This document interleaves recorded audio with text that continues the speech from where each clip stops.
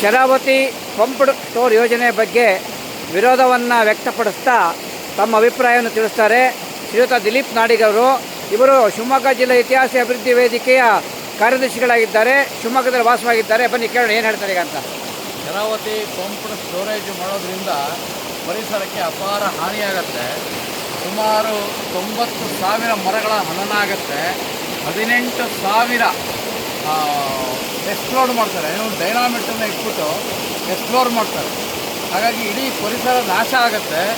ಅಲ್ಲಿ ಅಪರೂಪದ ಜೀವಿಗಳಿದೆ, lion tailed ಮಕಾಕೋ ಇರ್ಬೋದು, ಅಥವಾ ಬೇರೆ ಬೇರೆ ಸಸ್ತನಿಗಳಿರ್ಬೋದು, ಹಾರೋ ಅಳಿಲಿರ್ಬೋದು, ಹಾರೋ ಓತಿಕೇತ ಇರ್ಬೋದು.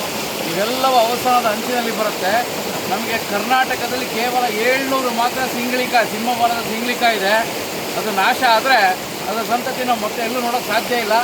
ಹಾಗಾಗಿ ಶರಾವತಿ ಪಂಪ್ ಸ್ಟೋರೇಜನ್ನು ನಾವು ಖಡಾಖಂಡಿತ ವಿರೋಧಿಸ್ತೀವಿ.